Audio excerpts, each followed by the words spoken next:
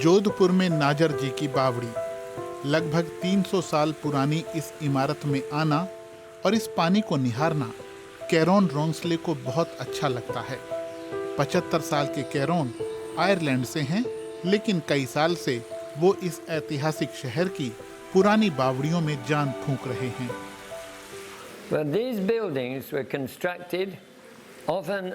देखिए, इन इमारतों को महारानियों के आदेश पर बनवाया गया था, जो महाराजाओं की जीवन संगिनी हुआ करती थी। इनमें शहर के महाराजाओं की महारानियां और राजकुमारियां शामिल थीं। उन्हें पानी से बहुत सरोकार था। उन्हें चिंता लगी रहती थी कि आम जनता को भरपूर पानी मिले, और किसी भी शहर का अस्तित्व तभी बना रह सकता है जब पानी का भरोसेमंद और स्वच्छ तरीके से संग्रहण हो। और शहर का सबसे अच्छा पानी मेरा ख्याल ये है जो यहाँ हमारे नीचे जमा हो रहा है। यह भूजल है।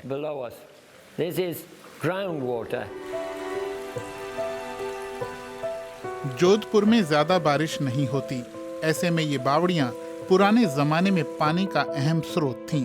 लेकिन जब शहर को हैंडपंप और दूसरे साधनों से पानी मिलने लगा तो लोगों ने इन अहम विरासतों को भुला दिया। 2 साल पहले तक यहाँ सिर्फ कीचड़ और कबाड़ा था, जिसे कैरोन ने मिलकर साफ कराया।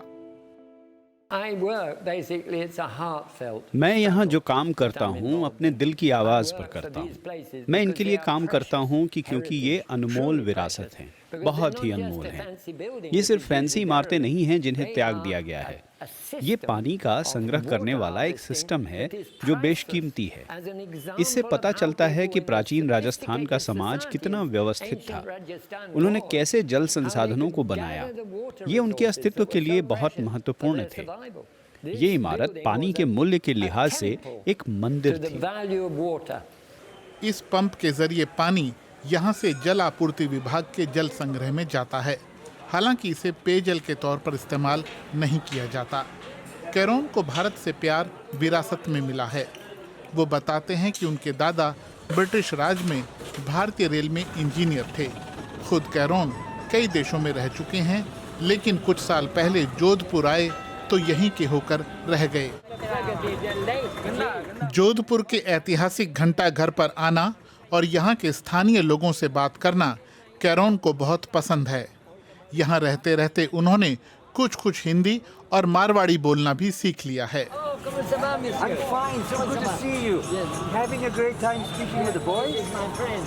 शहर में बहुत से लोग हैं जो कैरोन और उनके काम को बखूबी जानते हैं।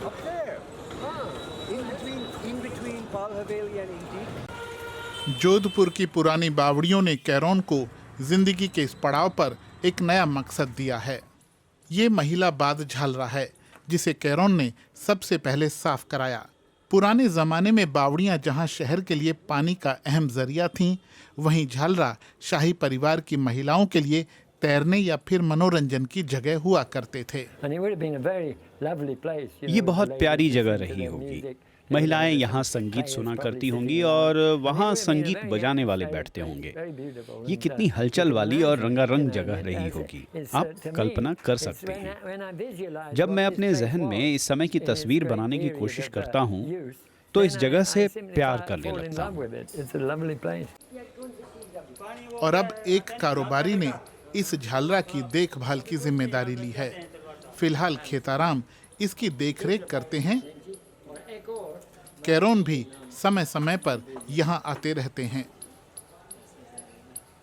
साफ करने में कम से कम 2 महीने लगे थे। पहले 2 महीने लगे, कम 10-12 लेबर रहती थी लैली की। पूरा साफ करवाया क्लीन सुनील जी तलवार साहब ने। फिर बाद में एक बंदा मैं ही था जिसकी देखभाल करता हूँ, और साहब अभी मेरे को देते हैं पैसे। हमने साहब बहुत मेहनत की, करें सर ने बहुत मेहनत की, और इसकी वजह से करें साहब ने तलवार साहब को बुलाया और ये काम करवाया। लेकिन सब लोग इन धरोहरों की अहमियत को नहीं समझते। लोग अक्सर यहाँ प्लास्टिक की थैलियाँ और कचरा फेंक देते हैं। खेताराम कहते हैं कि समझाने के बावजूद लोग नहीं मानते। पुराने जोधपुर के बीचों बीच है गुलाब सागर झील। इसकी सफाई भी कैरोन की कामयाबियों में शामिल है। इस काम में प्रत्युष जोशी जैसे युवा वॉलेंटियर उनका साथ देते हैं। जोधपुर में छोटे बड़े 500 से ज्यादा ऐतिहासिक जल स्रोत हैं जो आज के दौर में भी उपयोगी हो सकते हैं, बशर्ते उनकी देखभाल की जाए। जागरूकता के कई कार्यक्रम कई स्तर पर कई संस्थाओं द्वारा किए जाते रहे हैं, लेकिन लोग आज भी दीवारों को ख़राब करने से लगा के पानी को ख़राब करने तक करते रहते हैं। वो एक लापरवाही है जिसे अब छोड़ने की ज़रूरत है, क्योंकि अब जल का संकट लोगों के सामने आ चुका है और इन संपदाओं को अगर नहीं संरक्षित किया गया तो वो जल का संकट यहाँ भी आएगा। पश्चिमी राजस्थान में स्थित जोधपुर को 1459 में राव जोधा ने बसाया था। तभी से मेहरानगढ़ किला इसकी पहचान है। किले की देखरेख करने वाला ट्रस्ट ही शहर की पुरानी बावड़ियों का जीर्णोद्धार कर रहा है। ट्रस्ट के निदेशक करणी सिंह जसोल की निगरानी में ये काम हो रहा है। जितनी भी ये कुएं बावड़ियाँ हैं शहर में, इनकी एक समय ओनरशिप रही थी।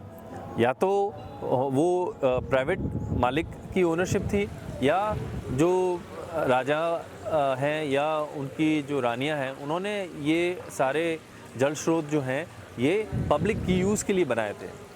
लेकिन शहरीकरण के कारण और इनके उपयोग नहीं आने के कारण इनके ऊपर किसी ने ध्यान देना छोड़ दिया। एक तो लोगों का जुड़ाव उनसे हट गया, और दूसरा जो शहरी विकास से जुड़े जो विभाग हैं उनके लिए भी इनका संरक्षण ना एक महत्व का विषय था और ना ही उस समय इतनी अवेयरनेस थी।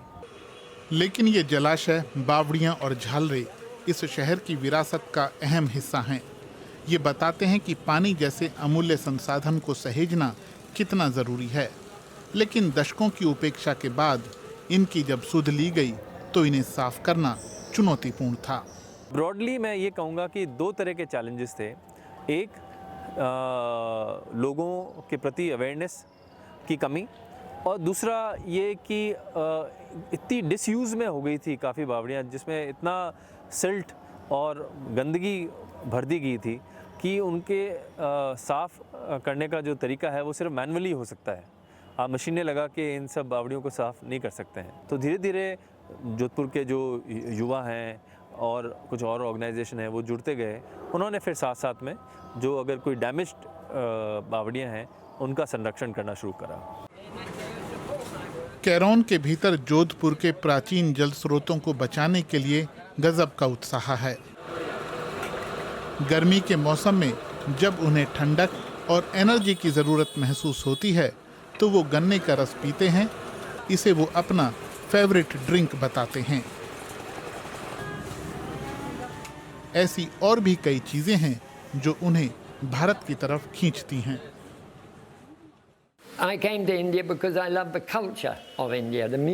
मैं भारत आया क्योंकि यहाँ की संस्कृति, यहाँ का संगीत मुझे बहुत पसंद है, खास तौर से कव्वाली, नुसरत फतेह अली खान। मुझे भारत की संगीत संस्कृति बहुत पसंद है, मुझे उससे बहुत लगाव है। फिर मैंने सोचा कि क्यों न भारत में रहा जाए, देखा जाए कि क्या दिक्कतें हैं। लोग यहाँ की गरीबी से डरते हैं, साफ सफाई की कमी से डरते हैं। जोधपुर से बहुत दूर ब्रिटेन में कैरोन के दो बच्चे अपने अपने परिवारों के साथ रहते हैं। कभी कभी वो उनसे मिलने जाते हैं, लेकिन अब जोधपुर के पुराने जल स्रोत भी उनका परिवार ही हैं। और इस सब की प्रेरणा उन्हें अपनी माँ से मिली। मेरी माँ मेरे दिल में है और यही काफ़ी है। ये जगह भी मेरी माँ है। तो जहाँ भी मैं जाता हूँ अपनी धरती और अपने पूर्वजों के साथ एक रिश्ता महसूस करता हूँ। और मेरी माँ सबसे अच्छी पूर्वज थी जिसे मैं जानता था। तो ये भी मेरी माँ है जिनकी मैं देखभाल करता हूँ। जिस भी बावड़ी पर मैं काम करता हूँ वो मेरा परिवार है। कैरोन 75 साल की उम्र को पार कर चुके हैं, लेकिन इन बावड़ियों की देखभाल करने के लिए वो अभी 50 साल और जीना चाहते हैं।